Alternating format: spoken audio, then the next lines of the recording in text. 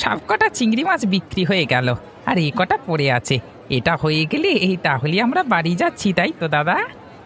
হ্যাঁ, বিক্রি হয়ে গেলেই বাড়ি যাব। এখানে বসে থেকে কি হবে? তারপর বাড়ি গিয়ে বিশ্রাম করে দুটো চিংড়ির ঘেরে খাবার দিতে হবে। অনেক কাজ আছে।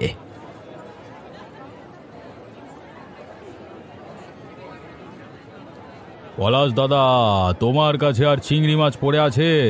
তোমার কাছে তো সব তাড়াতাড়ি বিক্রি হয়ে যায়, আর আজকে তো আমার আসতে দেরি হয়ে গেল। হ্যাঁ হ্যাঁ, অল্প কিছু চিংড়ি মাছ পড়ে আছে, তাহলে সবগুলো তোমাকে দিয়ে দেবো। তোমাদের কাছে অল্প কিছু মানে অনেক। আগে বলো কত পড়ে আছে। বেশি পড়ে নেই দারোগাবাবু, ওই 500 গ্রাম মতো হবে। আপনি তো এমনিতেই 500 গ্রাম নেন, আপনার সবগুলোই লাগবে। ও, মোটে 500 গ্রাম? তাহলে সবগুলো দিয়ে দাও। এর থেকে কম নিয়ে গেলে গিন্নি আবার ঝ্যাঁটা মেরে দাঁড়াবে। হ্যাঁ, আমি এক্ষুনি দিয়ে দিচ্ছি। তাহলে বউকে সকলেই ভয় পায়, বলুন দারোগা বাবু? আপনি পুলিশ হয়েও নিজের বউকে ভয় পাচ্ছেন, তাহলে তো আমরা কোথাকার কে? সত্যি যা বলেছ। পুলিশ আমি বাইরে, বাড়ির ভেতরে যেন আমি জেল খাটা আসামি।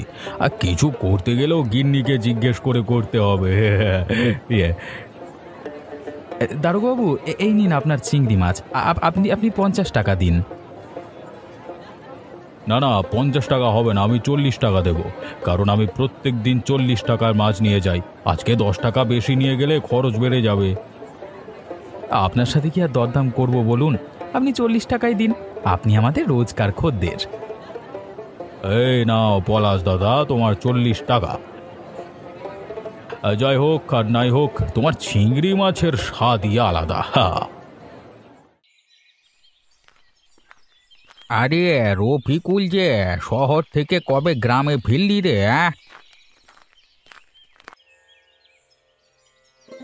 তুমি কি চোখে দেখতে পাচ্ছ না?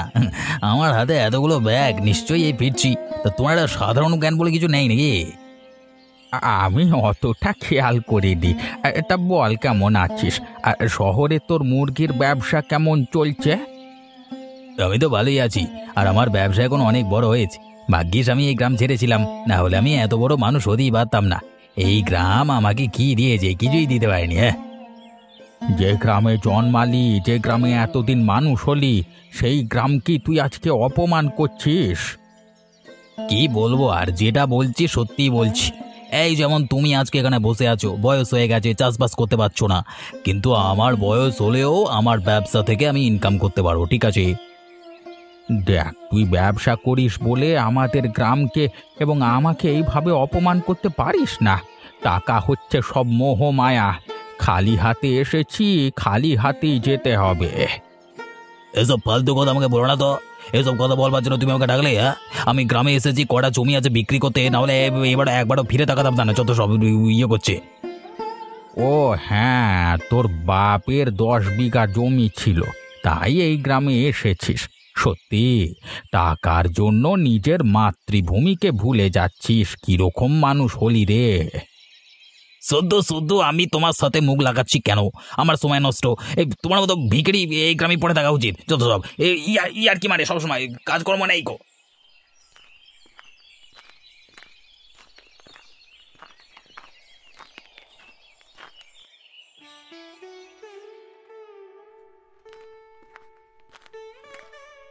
কি ইমরান, কি করছো? এই তো স্যার, ফাইলগুলোকে দেখছিলাম একবার। আপনি আসতে দেরি করছেন দেখে আমি একবার করে মিলিয়ে নিচ্ছিলাম।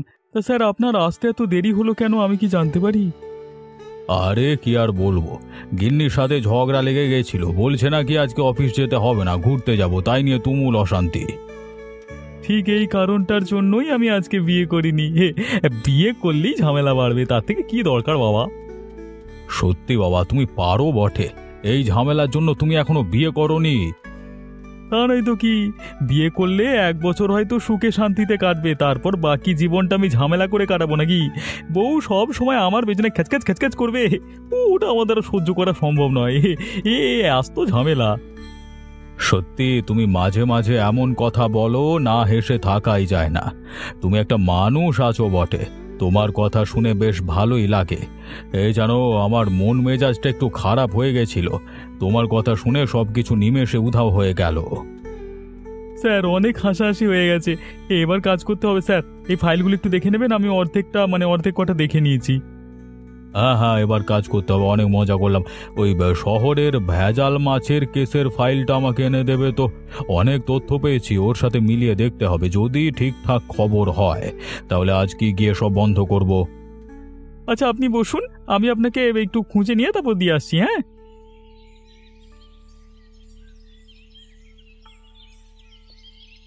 ওগো বলছি কি, বাড়ির পিছনের দিকের পাঁচিলটা যে ভেঙে গেছে, ওটা কি মেরামত করবে না? দেখো গিন্নি, আমাদের চিংড়ির ঘের থেকে যা টাকা আয় হয় তা সমস্তটাই সংসার চালাতে খরচ হয়ে যায়। তাহলে আমি পাঁচিলটা মেরামত করব কিভাবে? আচ্ছা, পাঁচিলটা তোমায় মেরামত করতে হবে না, বাড়ির চালে একটা ছোট ফাটল হয়েছে, ওটাকে মেরামত করো। এবার বর্ষাকাল আসছে, খুব অসুবিধে হবে। বৌদি কি আর বলবো, আমাদের অবস্থা তো সবই তুমি জানো। যা ইনকাম করি তা খাওয়া দাওয়া করতে আর সংসারের পেছনে খরচ হয়ে যায়। একটা টাকা যদি জমাতে পারি। কি আর করা যাবে বলো? বাবা তো অনেক কম বয়সে পড়া ছাড়িয়ে এই ব্যবসায় নামিয়ে দিল। তখন তো প্রচুর লাভ হতো, কিন্তু এখন যে আয় এত কমে যাবে ভাবিনি তো। দাদা, এইভাবে থেমে থাকলে হবে না। আমাদের এই চিংড়ি মাছের ব্যবসাকে এই উন্নত মানের চিংড়ি ব্যবসায় পরিণত করতে হবে। আরও ভালোভাবে চাষ করতে হবে, যত বেশি লাভ হয়। আমাদের তো দুটো চিংড়ির ঘের আছে, এতে যথেষ্ট পরিমাণ চিংড়ি চাষ হয়। এরপর আর বেশি চাষ হবে না। তাহলে কি করে আয় বাড়বে বলো? আর আমাদের হাতে অত টাকাও নেই যে নতুন করে আবার একটা চিংড়ির ঘের তৈরি করব। সেটাও তো ঠিক কথাই বলেছ। জানি না কি হবে। তাহলে শহরের ব্যবসায়ীরা এত লাভবান হয় কিভাবে? শুনেছি তো ওদের নাকি একটা করে চিংড়ির ঘের, সেখানে আমাদের তো দুটো আছে। কি জানি, আমি তো অত কিছু জানি না রে। তবে পরিস্থিতি খুব খারাপ, পরবর্তী সময় কিভাবে চলবো সেটাই ভাবছি। আচ্ছা বৌদি, মাধব কোথায়? ওকে তো দেখতে পাচ্ছি না। খাওয়া দাওয়া করেছে তো? না না, মাধবী স্নান করতে গেছে, ও এলে একসাথে দুজনে খাবো, তোমরা খেয়ে নাও। এভাবে ব্যবসা চলতে থাকলে কি করে যে কি হবে? এখন আমরা না হয় দুজন আছি, পরে যখন আমাদের বাচ্চা কাচ্চা হবে তখন তার খরচ বাড়বে, সেই খরচ চালাবো কি করে?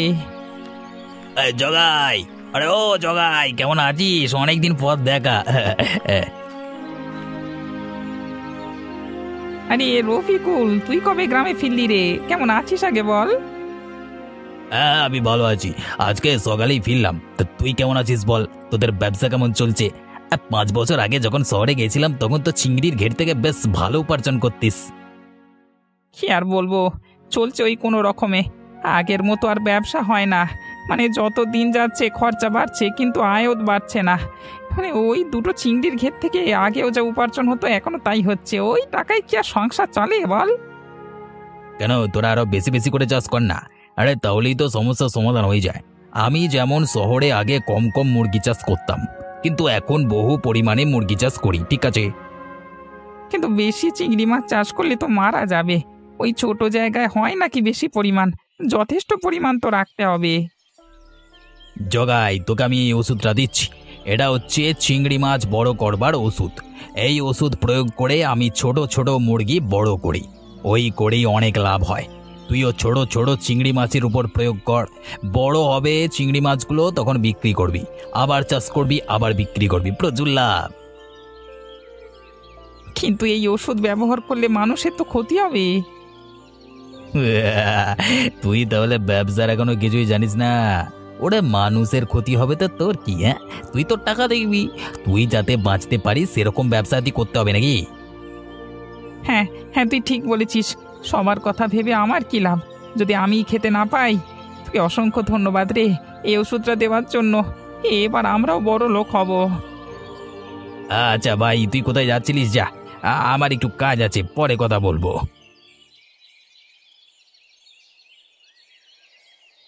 খুড়ো, কি খবর গো? আজকে একা একা মাছায় বসে আছো, কোনো সঙ্গী পাওনি নাকি?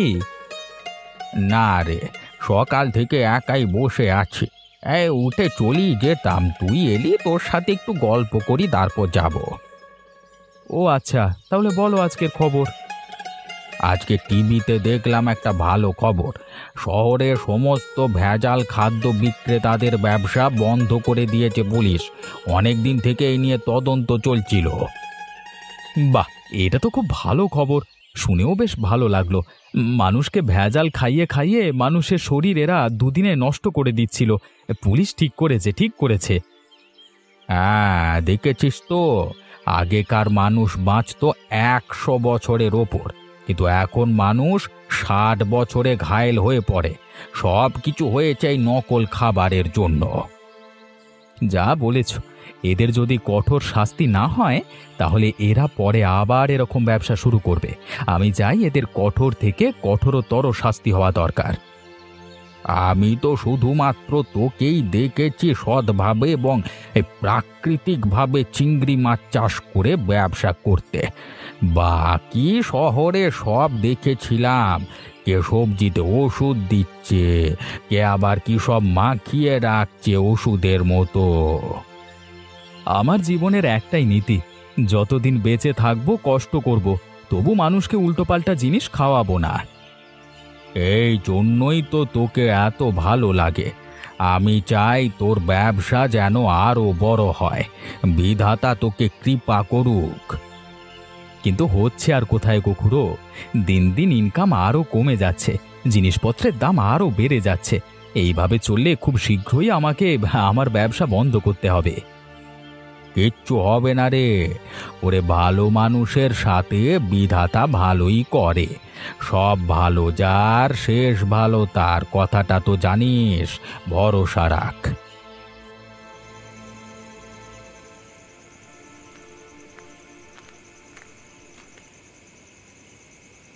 গিন্নি, গিন্নি, আরে বড় লোক হওয়ার উপায় পেয়ে গেছি গিন্নি, আর আমাদের কোনো দুঃখ কষ্ট থাকবে না। কি হলো গো, তুমি এরকম ভাবে নাচছো কেন? তোমাকে দেখে যে আমার বড় হাসি পাচ্ছে। এই দেখো ওষুধ, এই ওষুধের সাহায্যে আমরা বড় লোক হব। এই সবাইদের মতো আমাদেরও অনেক বড় বাড়ি হবে, অনেক টাকা হবে। কিন্তু এটা কিসের ওষুধ? আর এটা দিয়ে কিভাবে বড়লোক হব? আর তোমাকে এই ওষুধটা দিলই বা কে? দাঁড়াও দাঁড়াও, এক এক করে সব কিছু বলবো, দাঁড়াও না। এই ওষুধটা আমাকে রফিকুল দিয়েছে। ও তো শহরে মুরগির ব্যবসা করে। তো এই ওষুধটা প্রয়োগ করলে এই ছোট্ট মুরগি একদিনই বড় হয়ে যায়। তারপর তো লাভে লাভ। এরপর আমিও এটা প্রয়োগ করব। আর আগে দাদাকে রাজি করাতে হবে। দাদা এতে রাজি হবে না, কারণ মানুষের শরীরে ক্ষতি হবে। যদি রাজি না হয় তাহলে কি করবে? কি আর করবো, তাহলে ওষুধটা ব্যবহার করলে হবে না, আমাদের বড় লোক হওয়ার হবে না। তোমার মাথায় না কিচ্ছু বুদ্ধি শুদ্ধি নেই। তুমি যখন জানো এটা করলে বড়লোক হয়ে যাবে, তাহলে ব্যবহার করবে না। আর তোমার দাদা যদি রাজি না হয় তাহলে বলবে একটা চিংড়ির ঘর আমাকে দিয়ে দিতে। দুজনের ব্যবসা আলাদা করে নাও, তবেই আমরা বড়লোক হয়ে যাব।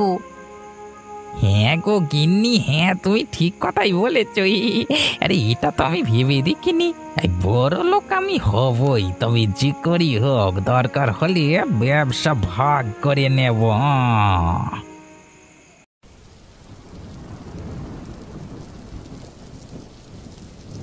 দাদা, তোমাকে একটা কথা বলবার ছিল। হ্যাঁ, কি বলবি বল না।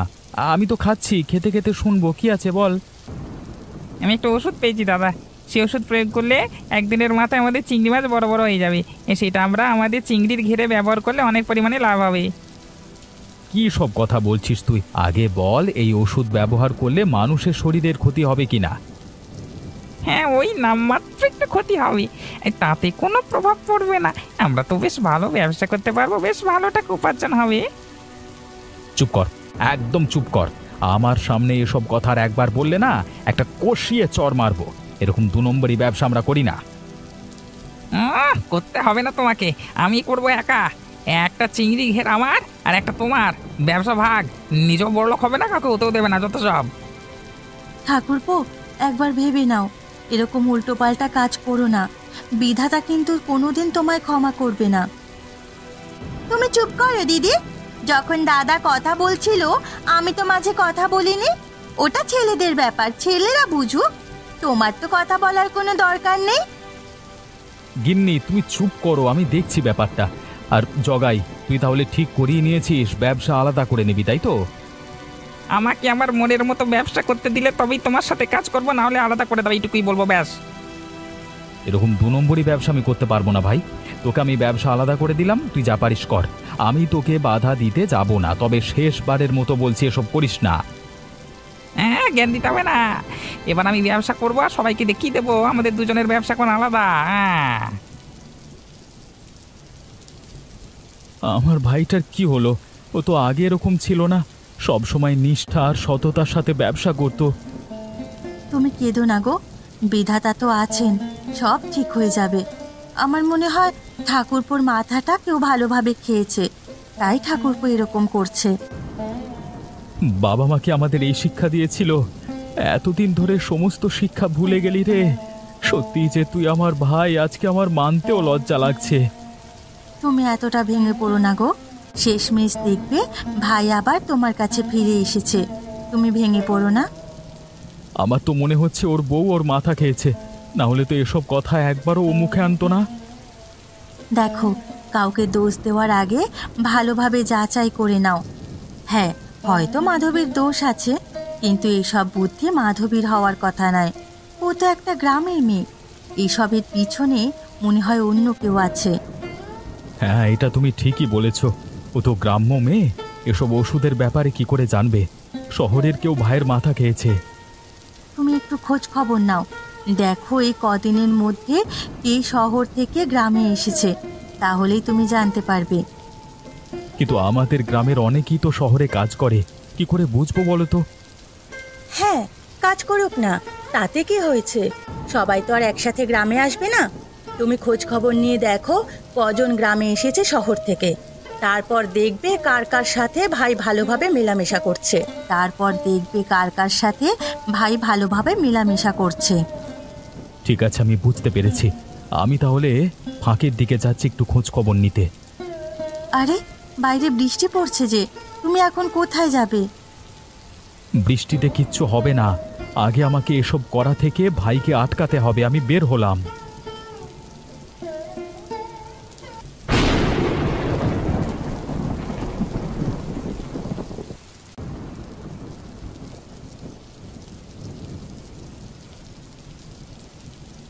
খুড়ো, তোমার সাথে কিছু কথা আছে গো, বড্ড বিপদে পড়েছি। কি হয়েছে রে পলাশ? এত বৃষ্টির মাঝে তুই এলি কিভাবে? ওসব পরে বলবো আমি। আমার ভাইটার মাথা খারাপ হয়ে গেছে, ও ওষুধ দিয়ে চিংড়ি মাছগুলো বড় করতে চাইছে। এটা থেকে আমাদের আটকাতে হবে। কেন, তুই বারণ করিসনি? অনেক বারণ করেছি গো, বারণ করলে বলেছে ব্যবসা আলাদা করে দিতে। আমি রেগে গিয়ে তাই বলে দিয়েছি ব্যবসা আলাদা, 2টো চিংড়ির ঘেরের মধ্যে একটা ওর একটা আমার। কিন্তু এইভাবে তো আর চলতে দেওয়া যায় না। হ্যাঁ, এভাবে তো মানুষের শরীর খারাপ করে যাবে। আচ্ছা তুই বল, আমি তোর জন্য কি করতে পারি? তুমি আমাকে বলো, এই কদিনের মধ্যে শহর থেকে আমাদের গ্রামে কজন এসেছে? মানে কতজনের সাথে দেখা হয়েছে তোমার? আমার সাথে আজকে সকালবেলায় রফিকুলের দেখা হলো। আমাদের গ্রামকে আর আমাকে যাচ্ছে তাই ভাবে অপমান করলো, কিন্তু আমি কি বলবো বল? রফিকুল আমার ভাইয়ের বন্ধু, ওর সাথে আমার ভাই খুব ভালোভাবেই মেলামেশা করে। ওর শহরে মুরগির ব্যবসা আছে, তাই তো? নিশ্চয়ই ও এই ওষুধ প্রয়োগ করে মুরগি বড় করে। তার মানে নাটের গুরু হচ্ছে ওই রফিকুল। রফিকুল কি তোর ভাইকে কিছু বুঝিয়েছে নাকি? হ্যাঁ, এই কাজ ওর ছাড়া কারো হতে পারে না। আমি প্রথম ঠিক ধরেছি, কিন্তু কোনো প্রমাণ নেই, কিছু বলতেও পারবো না। আচ্ছা খুড়ো, আমি এলাম, পরে কথা বলবো। যা জানবার ছিল জানা হয়ে গেছে। বৃষ্টির মধ্যে যাসনি রে এভাবে, বাইরে বাজ পড়ছে তো।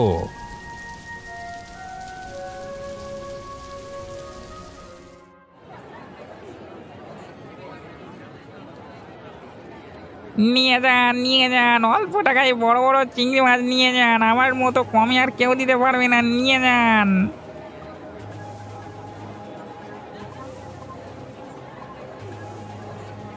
খুব তো প্রচার করছিস, চিংড়ি মাছ কত করে দিচ্ছিস? চিংড়ি মাছ 50 টাকা কেজি, এত কম দামে কেউ দিতে পারবে না, আর সেই স্বাদ। কিন্তু চিংড়ি মাছগুলোর ওপরে আস্তরণ পড়ে আছে কেন? তুই চিংড়ি মাছের ওপর ওষুধ প্রয়োগ করছিস? দেখো, আমি তোমাকে অত কৈফিয়ত দিতে পারবো না। যদি কম দামে মাছ কিনতে হয় তাহলে কেন, না হলে এখান থেকে যাও, আমাকে জ্ঞান দিতে। তোর দাদা তো প্রাকৃতিকভাবে চিংড়ি মাছ চাষ করে, আর তুই এরকম করছিস? সত্যি মানে কোনো শিক্ষা নেই। তুমি কিনবে না তো দোকানের পাশে যাও। এই ধান্দার সময় ব্যাগরা দিতে যেও না, যত সব উঠকলো কোথাও বেচাকেনা করার সময় যত কিছু। আমি কিন্তু চুপ করে বসে থাকবো না। গ্রামের মানুষকে ওষুধ দেওয়া মাছ আমি খেতে দেবো না। এই এই তুমি যাবার করো তো, এখন দোকানের সামনে থেকে সরে যাও। অন্য খরিদ্দারকে ছাড়তে হবে, নিজে তো কিছু কিনবেও না আর বেচাকেনাও করতে দেবে না, যা তো সব।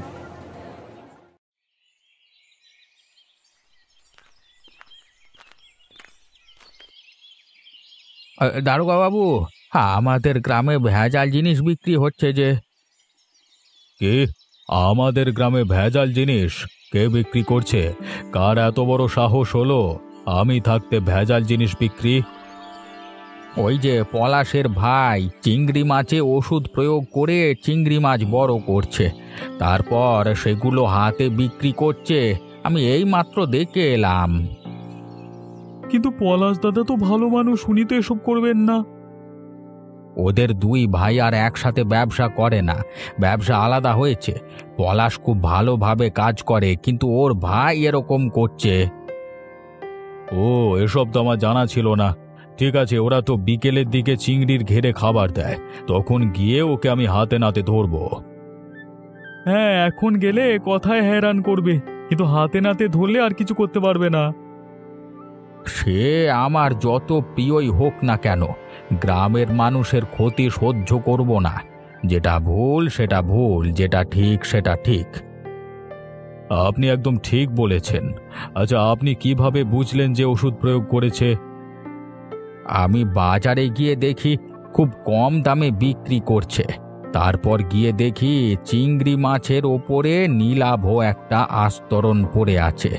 সেটা দেখেই বুঝতে পারলাম। আমি বলেছি বলে সে আবার কত কথা। ঠিক আছে, তুমি নিশ্চিন্তে যাও, আমি ওকে ব্যবস্থা করছি।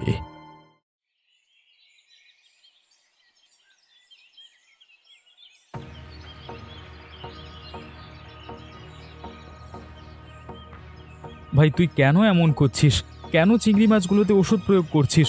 মানুষকে ভালো খাবার খাওয়া না। দেখো দাদা, তুমি তোমার মতো কাজ করো, আমি আমার মতো কাজ করছি। এখানে তুমি বাধা দেওয়ার চেষ্টা করো না তো।